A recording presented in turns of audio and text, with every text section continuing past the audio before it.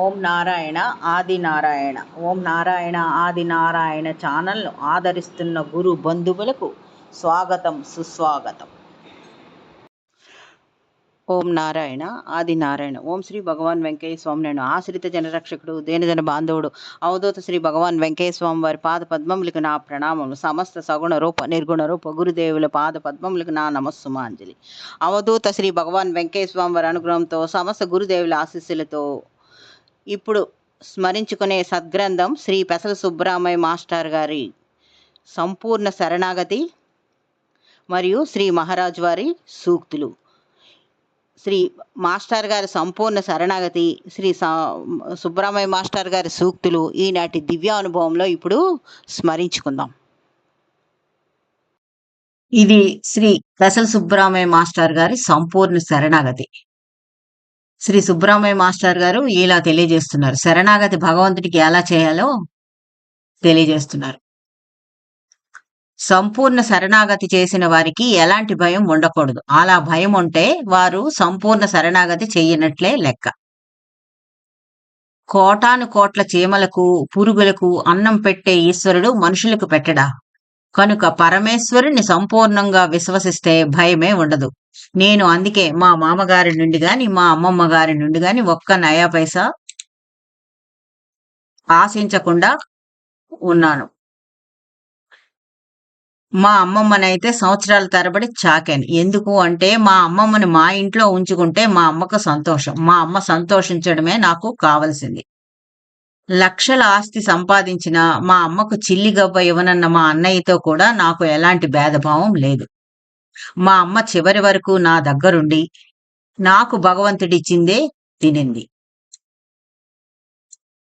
ఇప్పుడు మా అన్నయ్య, అమ్మ అందరూ ప్రపంచ నాటక రంగం నుంచి వెళ్ళిపోయారు. వాళ్ళేం తీసుకువెళ్లారు? అసంతృప్తి మరియు దుష్ట సంస్కారములు. అవి వారితోనే పోయాయి. అలాంటి అసంతృప్తి సంస్కారములు నాకు రానే రావని నా నమ్మకం. ఎందుకంటే శ్రీ భగవాన్ వెంకయ్య స్వామి వారికి నేను సంపూర్ణంగా శరణాగతి చేశానని నా నమ్మకం. మీరు కూడా మీ బిడ్డలను భగవంతునికి అప్పగించండి. వారికి మీకు మేలు జరుగుతుంది. భగవంతునికి అప్పగించాక వారి పోషణ, పాలన ఆ బిడ్డల ఆయాల వలె చూడటమే మన విధి. వారి నిజమైన తల్లిదండ్రులు భగవంతుడే. నిజంగా మన అందరికీ ఆ నియమం వర్తిస్తుంది. అంటే మన అందరికీ తల్లి తండ్రి భగవంతుడే. కానీ మనం అజ్ఞానం వల్ల ఏవేవో ఆలోచనలో మునిగిపోయి గుండె బరువు చేసుకుంటాం. ఆ బరువు లేకుండా ఆయాల వలె వర్తించడమే సాధన ధ్యేయం.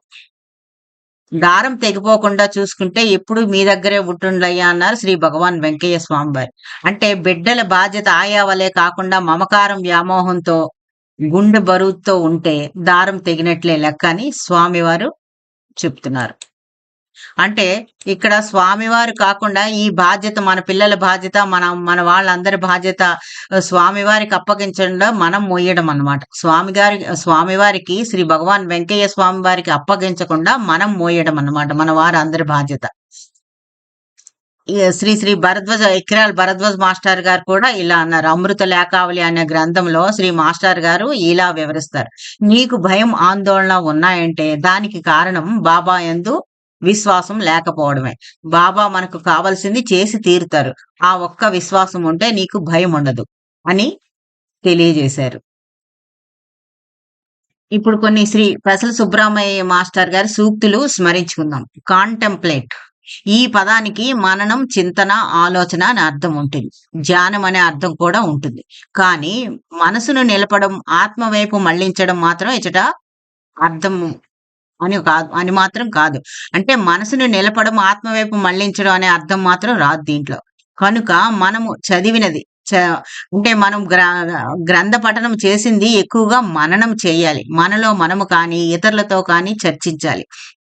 ఇలా చేసేటప్పుడు ఆ మహనీయునిపై ఎనలేని ప్రేమ, గౌరవం, పూజ్యభావం ఏర్పడతాయి.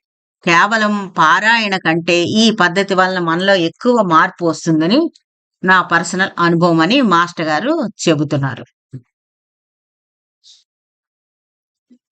మానవుడిచ్చింది నిలవదు, భగవంతుడిచ్చింది తరగదు అన్నది సాయి మాట మరవకండి. మానవుడు తరించాలంటే కష్టాలే గొప్ప వరాలంటారు శ్రీ ఎక్కిరాల భరద్వాజ్ మాస్టర్ గారు. కష్టాలు వచ్చినప్పుడు అందరూ ఏడుస్తూ కూర్చుంటారట. చక్కని గురుభక్తుడు ఆ కష్టాల్ని తనకి సద్గురు అనుగ్రహించిన వరాలని తలిచి వాటి వల్ల అనుక్షణం దైవ స్మరణ మరవకుండా సాగించి ముక్తి నొందుతారు అని అంటారు శ్రీ ఎక్కిరాల భరద్వాజ మాస్టర్. నాకు తెలిసింది ఒక్కటే, జీవిత కళ తెలుసుకొని సంతోషంగా స్వామిని స్మరిస్తూ జీవించి ఆయన ఈ డ్రామా సీన్ నుంచి వైదొలగమన్న దాకా నవ్వుతూ నవ్విస్తూ ఉండడమే.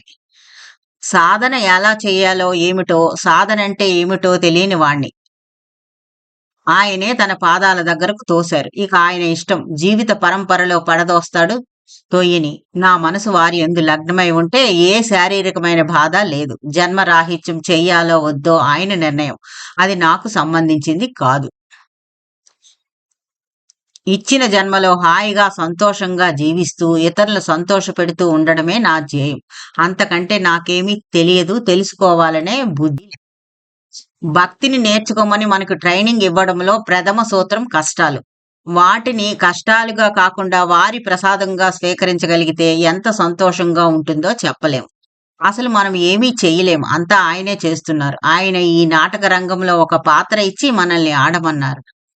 ఆ విషయం గుర్తెరిగి నడుచుకుంటే దుఃఖమే ఉండదు. అలా కాకుంటే మనం కొన్ని ఊహించుకొని అలా జీవించాలనుకుని ప్రయత్నిస్తే అంతా దుఃఖమయమే అవుతుంది.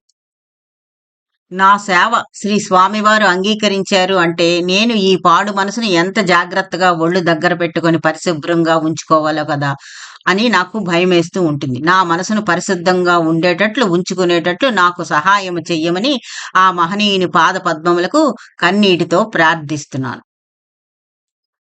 మనం ఈ భూమి మీద శాశ్వతంగా ఉంటామా? ఎప్పుడు పిలుపు వస్తే అప్పుడు తప్పక పోవాలి. అంతవరకే ఇతి బాధలు, మమకారాలు. జన్మ జన్మలకు మనతో ఉండేవారు శ్రీ సాయి ఒక్కరే. మనం దుఃఖిస్తే ఆయన దూరం అవుతారు. అంతా మన మంచికే అనేది మన మాటగా ఉండాలి. ప్రస్తుతము ఉన్న పరిస్థితుల దృష్ట్యా మన మనస్సు పరిపరి భావాలతో, దురాభిప్రాయాలతో ఉండి కనీసం ఒక వ్యక్తితో కూడా సరిగ్గా వ్యవహారం జరపలేం. అలాంటిది అనుక్షణం అందరితో ధర్మబద్ధంగా మన తెలివితేటలతో వ్యవహరించగలమా అనేది ఎవరికి వారు ప్రశ్నించుకోవాలి. అందరితో ధర్మబద్ధంగా మన తెలివితేటలతో వ్యవహరించగలమా లేదా అన్నది ఎవరికి వారు ప్రశ్నించుకోవాలి. సమాధానం వెతుక్కోవాలి. అందుకోసం మనకి సహాయం చేసేవారు, జాగ్రత్తగా మార్గదర్శనం చేసేవారు కావాలి. ధర్మాచరణలో పరిపూర్ణులై ధర్మమే తామైన ధర్మ స్వరూపులైన వారు మాత్రమే మనకు మార్గదర్శకం చేయగలరు. అలాంటి వారు శ్రీ భగవాన్ వెంకయ్య స్వామి వారు, శ్రీ షిరిడి సాయినాథుల వారు, శ్రీ ఎక్కిరాల భరద్వాజ్ మాస్టర్ గారు. వీరి ఆచరణ, వీరి సూక్తులు మనకి ఎంతో అవసరం. ఓం నారాయణ ఆది నారాయణ.